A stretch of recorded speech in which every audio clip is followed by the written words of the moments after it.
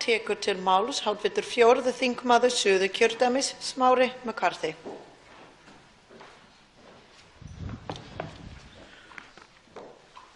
Frú forseti, mig langar rosalega mikið til þess að geta komið og sagt ágætis hluti þetta. Enda það algjört lykilatriði fyrir okkur að þessi fjármálaáætlun sé góð og að það bara mikilvægt atriði fyrir alla landsmenn. En því miður hefur við orðið fyrir vonbrigðum enn einu sinni og mig langar til þess að rekja þau vonbrigði örlítið. Ef við lítum aðeins til framtíðar eins og sagt hér í upphafi þingsályktunartillögunnar, inngangi hans, þá þessi fjármálaáætlun ríkisstjórnarinnar, hún rammar inn raunveruleika Íslands til ársins 2022, þó svo að hún verði auðvitað uppfærð á hverju ári hér eftir, en hún segir okkur hvernig framtíðin á að líta út samkvæmt núverandi ríkisstjórn. Árið 2022 eru börn sem fæddust í fyrra að hefja skólagöngu sína, nemendur sem hófu framhaldsskólanám í fyrra gætu verið að klára háskóla. Samfélagið eftir 5 ár mun vera margt ólíkt því sem við þekkjum í dag. Fyrir 5 árum síðan þá stóð Occupy Wall Street hreyfingin á hátindi sínum með kröfu frelsi og jöfnuð og í dag ár og dagur síðan stærstu mótmæli Íslandssögunnar voru haldin vegna spillingamála þáverandi og núverandi forsætisráðherra. Fyrir 5 árum síðan þá sigraði gervigreind mannfólk í spurningaleiknum Jeopardy í fyrsta skipti og í dag keyra gervigreindir bíla, þýða milli tungumála í rauntíma og skipuleggja hluti sem við varla skiljum. Þannig að geta okkar til að spá fyrir framtíðina nánast engin og jafnvel bara næstu 5 ár. En við vitum ýmislegt. Við vitum að þekking mun verða verðmætari. Við vitum að innviðir verða mikilvægari og við vitum að frelsi fólks og jöfnuður mun áfram vera hornsteinn samfélagsins. Í inngangskafla fjármálaáætlunarinnar talað að stjórnvöld beri ábyrgð á því að velja milli uppbyggingar og sparnaðar. Hér uppbygging og sparnaður sett sem einhvers konar andstæður sem fráleitt. Skynnsöm uppbygging forsenda sparnaðar til framtíðar. En í fjármálastefnu afar lítil uppbygging. Það haldið áfram með ýmis verkefni sem kallað hefur verið eftir árabil, svo sem nýr Herjólfur, nýr Landspítali, Hús íslenskra fræða. Allt þetta mjög gott, en þetta ekki í samræmi við þá uppsöfnuðu þörf fyrir uppbyggingu sem hefur verið orðið til vegna aðgerðaleysis og sinnuleysis undanfarin ár. Þessi skortur uppbyggingu nú þegar farin að valda okkur skaða og það verður ekki neitt sparnaður af þeirri nálgun að bíða með þetta til lengri tíma litið. Einnig talað í inngangskafla fjármálaáætlunarinnar að stjórnvöld beri ábyrgð á að velja á milli skattlagningar og frelsis. Þetta einfaldlega fráleitt. Andstæðan við skattlagningu skattleysi, ekki frelsi. Frelsi felur í sér ýmislegt, en það að komast hjá skattlagningu ekki eitt af því. Þetta ætti hæstv. Forsætisráðherra að hafa lært fyrir ári síðan. Skattar geta einmitt stuðlað að frelsi til náms, frelsi til heilbrigðis, frelsi til þess að komast leiða sinna og ýmislegt fleira. Og það í besta falli einfaldingslegt að halda því fram að skattlagning og frelsi séu andstæður. Í rauninni það bara algjörlega út í hött. Framtíðarsýnin sem birtir sér í fjármálastefnu ekki framtíðarsýn sem fyllir með trausti. Hér framtíðarsýn sem svo að bara örlitlar úrbætur eigi að vera á nokkrum sviðum með einþorri samfélagsins situr á hakanum. Innviðir eigi að grotna niður, menntunarstig þjóðarinnar á að fara minnkandi og engin uppbygging má eiga sér stað til að hvetja hagkerfið eða þjóðina áfram án þess að það sé fyrst búið að sýna fram á það bæði í hagkerfinu og hjá þjóðinni að það sé engar hvatningar þörf vegna þess að allt sambundið við aukningu á vergri landsframleiðslu. En forseti, á blaðsíðu 54 í þessu skjali segir að ekki spáð fyrir breytingar á gengi íslensku krónunnar í áætluninni, heldur gert ráð fyrir því að gengi verði stöðugt og óbreytt allt tímabilið. Það skiljanlegt að fólki finnst erfitt að spá fyrir gengi íslensku krónunnar eins og staðan hefur verið. En það að gera ráð fyrir því að gengið verði óbreytt yfir tímabilið fásinna. Tengslin milli gengis krónunnar og vergrar landsframleiðslu hafa verið mjög sterk undanfarin ár og þar sem öll fjármálaáætlun byggir á vergri landsframleiðslu þá að hún haldi áfram að aukast til að þurfa engan niðurskurð. Þá algjört lykilatriði að við höfum í svona fjármálaáætlun einhvers konar vikmörk sem ganga út frá því að einhver hækkun eða einhver lækkun geti átt sér stað. með hliðsjónar undanfarinna ára. Núverandi gengi krónunnar er mjög nálægt því gengi sem krónan var á þegar hún var sterkust fyrir hrun. Framleiðsluspennan er svipuð og verðlagsleiðrétt þá erum við bara á brúninni og aðgerðarsinni stjórnvalda er bara svipað. Þannig að það er gert ráð fyrir því að nýta 105 milljarða króna í niðurgreiðslu skulda á þessu ári sem er 10% af öllum skuldum ríkissjóðs. En það er ekki gert ráð fyrir því að vaxtabyrði ríkissjóðs minnki verulega vegna þessa sem furðulítil vaxtabyrðisminnkun miðað við hlutfall skulda og ástæðan er fyrst og fremst vegna þess að það er verið að borga niður vaxtalaust lán til Seðlabankans að mér skilst, sem einhverjum hluta vegna liggur á að borga niður meira heldur en hávaxtalán og meirihluti vaxta á lánum ríkissjóðs eru fastir og þeir breytast ekki með vaxtabreytingum á markaði. Þetta gildir 79% allra ríkisskulda. Þetta þýðir að jafnvel þótt vextir lækki eins og boðað hefur verið til ítrekað undanförnu, án þess reyndar að við höfum séð nokkur efndir fyrir því, þá mun vaxtabyrði ríkissjóðs ekkert endilega endurspeglast í þessu og mér finnst það eitt að vera algjört forgangsmál ríkisstjórnarinnar að í þessari fjármálaáætlun að koma böndum á vaxtakostnað ríkissjóðs. En áætlunin hér gengur út frá því að lækka skuldir án þess að vera að horfa mikið til vaxtakostnaðar að hann minnki samtals 10 milljarða yfir tímabilið sem er ekki mjög mikið miðað við hvað þetta gæti verið. En í fjármálaáætluninni er gert ráð fyrir 14% niðurskurði á húsnæðisstuðningi yfir tímabilið og það er fyrst og fremst vegna þess að vaxtabætur eru ekki uppfærðar að mér sýnist og vaxtabætur eru langt frá því að vera fullkomið kerfi en þetta er það sem við höfum og ríkisstjórnin hefur ekki boðað neitt betra. Því væri þessi niðurskurður reiðarslag jafnvel ef það væri ekki að ræða gríðarlega fasteignabólu, húsnæðisskort og gríðarlega hátt vaxtastig á fasteignalánum sem við upplifum í samfélaginu hér þessar mundir. Þannig að þessi nálgun ríkisstjórnarinnar passar kannski fullkomlega við aðhaldsmarkmiðin en það væri kannski réttara að kalla þetta afturhaldsmarkmið. Tekjur ríkissjóðs lækka úr 42,3% í ár til 41,4% í lok tímabilsins og sem hlutfall af vergri landsframleiðslu og það skilur eftir svigrúm miðað við útgjaldaþakið í fjármálastefnu upp á 0,1% sem eru 3 milljarðar á ári. Það þýðir að lækkunar er þörf, niðurskurðar er þörf til þess að geta uppfyllt skuldalækkunarregluna og afgangsviðmiðin. Þetta þýðir að það þarf ekki nema örlitla verðbólgu umfram aukning á vergri landsframleiðslu til að við séum komin í stöðu þar sem niðurskurður er nauðsynlegur samkvæmt fjármálastefnu. Það er fullyrt ýmislegt stóraukin útgjöld til menntamála sem er rugl. Það er talað aukningu á umhverfisvernd sem að bara, er einhver í lok tímabilsins en fyrir meirihluta tímabilsins erum við að tala lækkun. Það er frábært sumt sem verið að tala að gera, lögfesting NPA, alveg æðislegt, en þetta er ekki nógu gott. Frú forseti, lítum til framtíðar. Árið 2022 mun ný fjármálastefna þurfa að koma fram og þá til ársins 2027 og sú fjármálastefna mun þurfa að bregðast við algjöru hruni innviða, lægra menntunarstigs, verri heilbrigðisþjónustu, stórkostlega vandamála í samgöngumálum og velferðarkerfi sem veitir tæplega velferð. Allt þetta hangir á því að langlengsta hagvaxtarskeið sögunnar hérna á Íslandi haldi áfram bara út í hið óendanlega. Og það þarf ekki nema lítilegt bakslag til að öll spilaborgin hrynji. Makríllinn gæti farið eða túristarnir, olíuverðið gæti hækkað eða álverið lækkað. Það er bara ekkert þol innbyggt inn í því kerfi sem að þessi fjármálaáætlun lýsir fyrir því að það verði einhvers konar minni háttar slys í hagkerfinu. Framtíðin er ekki björt og hér verður engin viðreisn og mér finnst eiginlega bara vegið frekar gróflega að sjálfstæði landsmanna. Þessi framtíðarsýn er ljót og ég lýsi bara yfir mikilli samúð með því fólki sem mun kannski neyðast að búa við hana. Ég gæti svo sem hafa farið í að lesa prósentur og ræða tiltekin smáatriði í þessari stefnu og ég býst við því að félagi minn hv. þingmaður Björn Leví Gunnarsson muni gera það hér á eftir.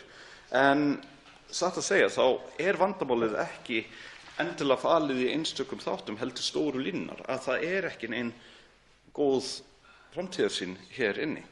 Við erum bara aftur að sjá dæmi þess að núverandi ríkisstjórn hefur ekki neina framtíðarsýn, ætlar sér ekki að undirbúa landið undir þá framtíð sem koma mun, hvort sem okkur líkar það betur eða verr.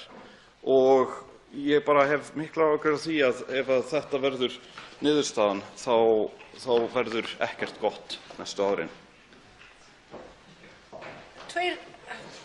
Einn hæstvirtur ráðherra og einn hæstvirtur þingmann hafa óskað eftir því að veita ansvar. Fyrst til að veita ansvar hæstvirtur fjármála- og efnahagsráðherra Benedikt Jóhannesson. Frú forseti, ég vil í tilefni af orðum hv. þingmanns vaxtagreiðslur upplýsa þingheim tilkynningu sem kom núna til verðbréfaþings núna í dag að ríkissjóður hefur keypt til baka eigin skuldabréf að verði það bil 100 milljarða króna. Það eru bandarísk skuldabréf sem bera 5,87% eða 87,5% vexti með gjalddaga á árinu 2022. Við kaupum þetta á verðinu 115. Þetta þýðir það að vaxtagreiðslur ríkissjóðs munu á næstu 5 árum lækka frá því sem gert ráð fyrir í áætluninni, og þetta bara sem að gerast núna í dag, það bil 5,8 milljarða króna á ári. Þetta raunveruleg lækkun og ég veit að það gleður hv. þingmann að þarna sjáum við mun meiri lækkun og við erum að ráðast þarna á það lán eða þann skuldabréfaflokk sem hæsta vexti ber. Þannig að þarna teljum við að við séum að búa í haginn fyrir tímabili sem við erum einmitt að ræða núna, og þess vegna taldi ég rétt að þetta kæmi fram í andsvari við hv. þingmann. En upplýsingar þetta og niðurstöðu útboðsins voru bara að berast núna rétt í þann mund sem að þessi umræða var að hefjast. Þá svarar andsvari hv. 4. þingmaður Suðurkjördæmis, Smári McCarthy. Frú forseti, þetta eru töluverðar fréttir. Ég einhvern veginn gekk út frá því að fjármálaáætlun myndi einhvern veginn standast jafnvel eftir hún verið samþykkt.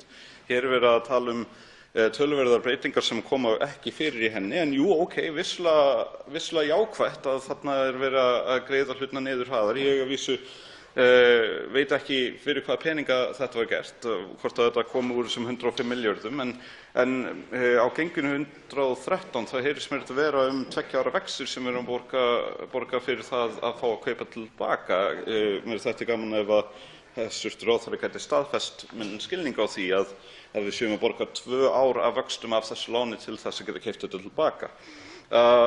En jú, þá er eiginlega bara full ástæða til þess að spyrja sig, mun eitthvað í þessu standast fyrst að núna er strax farið að grafa undan?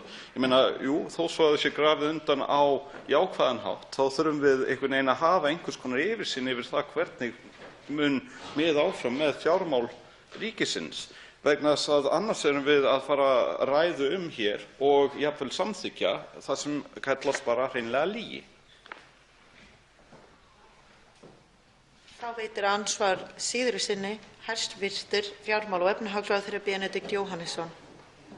Frú forseti, ég hef nú áður sagt það að mér finnst ósmekklegt þegar menn nota orðfæri eins og hv. þingmaður gerði í lokin þegar ég einmitt að upplýsa nákvæmlega hvað að gerast. Það minni enn á orð sem ég minnti á í fyrra andsvari mínu hér að hv. þingmaður Oddný Gunnarsdóttir talaði Oddný Harðardóttir fyrirgefðu, það slær þarna saman Oddný mínum huga, biðst afsökunar á því, talaði það að auðvitað veit maður ekki allt sem að gerist og það eina sem vitað er að ekki stenst allt sem að við búumst við, vegna þess að við erum að tala hér óvissa framtíð.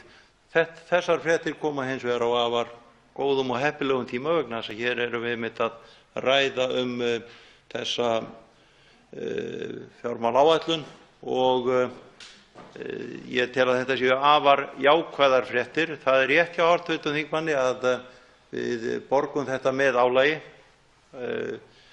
sem sagt til þess að spara vaxtagreiðslurnar fram í tímann og þar með talið vaxtagreiðslu vegna yfirstandandi árs.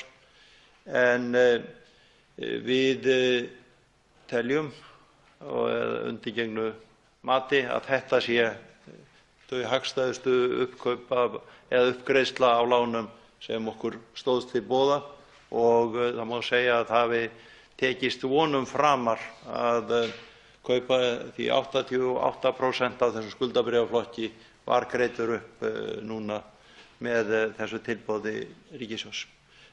Varðandi það hvaða peningar þá notuð þar innistæða ríkissjóðs í Seðlabankanum upp á rétt 100 milljarðar króna. Þá svarar andsvari síðari sinni hv. 4. þingmaður Suðurkjördæmis Smári McCarthy. Frú forseti, ég held að það geti enginn sagt að þetta séu ekki góðar fréttir. Vandinn svolítið sá að við erum að reyna að skilja hvað mun gerast í ríkisfjármálum næstu árin. Og það rosalega erfitt fyrir okkur sem hér erum á Alþingi að sjá fyrir okkur hvað mun gerast í ríkisfjármálum næstu árin þegar að það ekki einu sinni hægt að búast við því að hafa fullan skilning á því hvað mun gerast í ríkisfjármálum næstu mínúturnar. Það að við séum einhvern veginn að tala fjármálaáætlun sem gengur út frá ákveðnum forsendum niðurgreiðslu skulda sem bara hið besta mál, en að öllum forsendunum sé sem hleypt í uppnám þegar við erum í fyrstu umræðu það hvort eigi að samþykkja þessa fjármálaáætlun. Þetta vekur ekki mikið traust hjá manni neitt frekar en áætlunin sjálf eins og ég minntist á hér áðan. Þannig að í rauninni ég verð að viðurkenna, ég veit ekki alveg hvað á að segja við þessum fréttum. Þetta eru góðar fréttir. Auðvitað eru góðar fréttir ef við séum að borga niður skuldir og ég geri ráð fyrir því að þetta séu þessir 105 milljarðar sem var gert ráð fyrir, eða úr þessum 105 milljörðum sem var gert ráð fyrir að færu til skuldaniðurgreiðslu á þessu ári sem þetta fer í. En það væri bara til eftirbreytni ef að hæstv. Fjármálaráðherra myndi temja sér það að láta þingið hafa einhvers konar gögn sem lýsandi fyrir þann raunveruleika sem við hér munum búa við, frekar en að láta okkur bara vita af kaupum sem fara í gegn einhvern tímann þegar við erum að reyna að eiga skynsamar samræður það sem að gerast. Þá veitir andsvar hv. 4. þingmaður Norðausturkjördæmi Njáll Trausti Friðbertsson. Frú forseti. Mér langaði bara að byrja á að fagna þessum tíðindum. Þetta eru heilmikið tíðindi sem við erum að heyra bara þetta núna. Þetta lán var tekið minnir mig 2012 og átti að greiðast upp 2022. Mjög óhagstætt lán upp á tæplega 6% vexti. Í endurfjármögnun og gengi með það í dag og síðan þá gengi sem verið að kaupa. Þetta er alveg ótrúlega hagstætt í sjálfu sér. Þannig að þetta er mikið fagnaðarmál og rétt að taka það fram.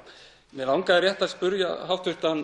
þingmann Smára McCarthy þegar hann ræða hér gengismálin og við erum að setja inn einhverja gengisspár eða inn í fjármálaáætlunina, hvernig þingmaðurinn sér þetta fyrir sér, vegna þess að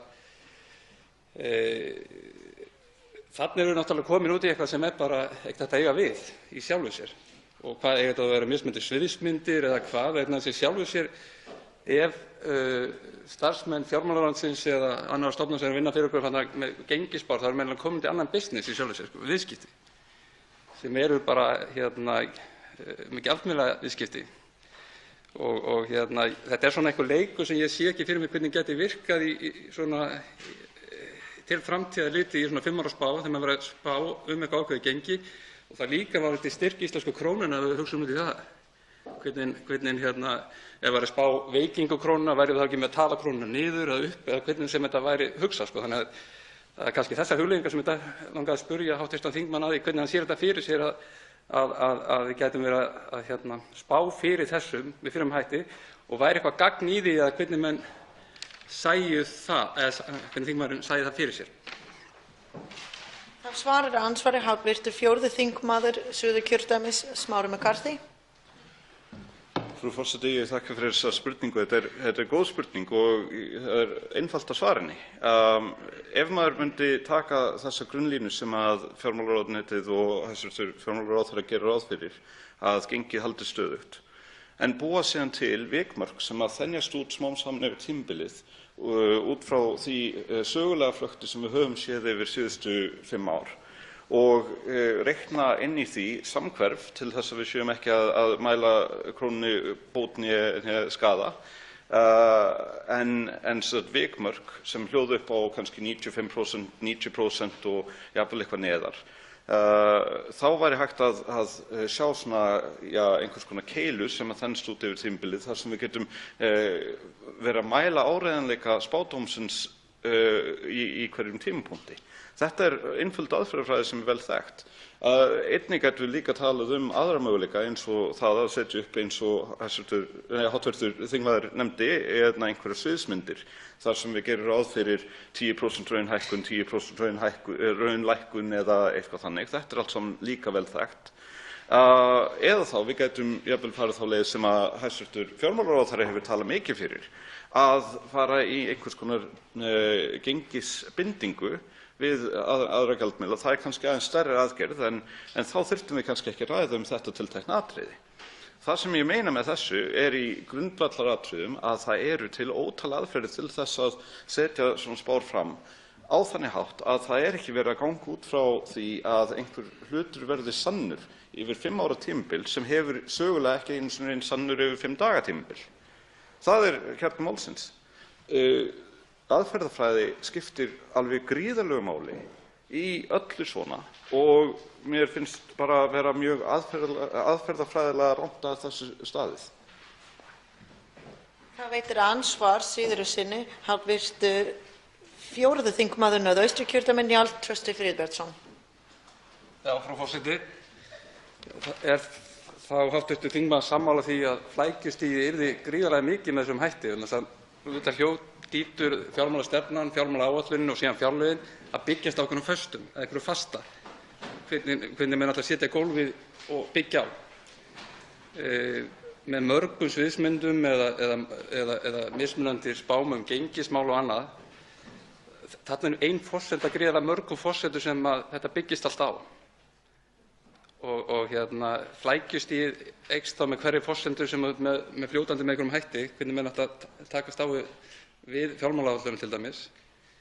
Þannig að ég sé það ekki fyrir mér að þetta gæti gengið að svo mörgu vegna það er svo margar forsendur sem maður myndi tala gegn því.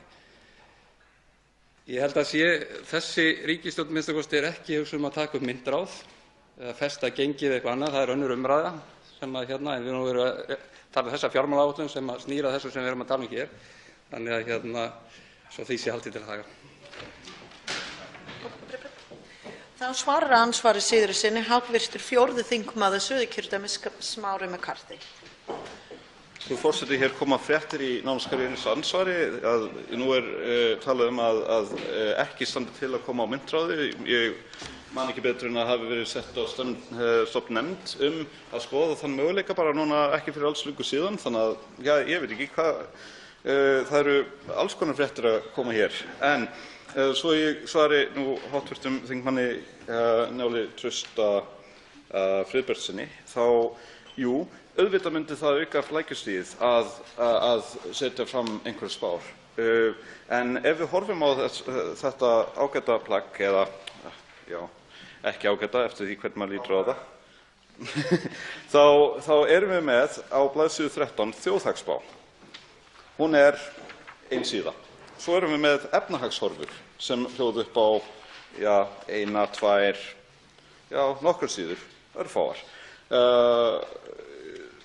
Þegar við erum að horfa á flækjustigið sem að þetta skjal er að lýsa, sem er allur rekstur íslenska ríkisins til 5 ára, þá held ég að við getum alveg leyft okkur það að vera með þjóðhagsspá sem hefur aðeins meiri vigt heldur en eina blaðsíðu.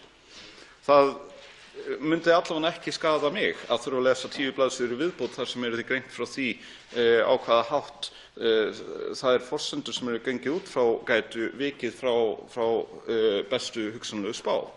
Og nú gæti maður einmitt gengið út frá því að taka bara 2 sviðsmyndir 10% hækkun, 10% hækkun og lýst síðan með einhverju móti hvaða aðgerðir ríkisstjórnin myndi bregða til miðað við það að það væri einhvern veginn nokkra prósenta frávik í aðra hvora áttina. Vegna þess að þá erum við allavega að koma með forsendur til þess að meta þá töluverðu flækju og þá töluverðu óvissu sem að þetta lýsir. Vegna þess að auðvitað verður maður að byggja meirihlutann af svona áætlun út frá einhverjum föstum. En fastanir engir fastar og við verðum að skilja að það einhver fjölbreytileiki í raunveruleikanum.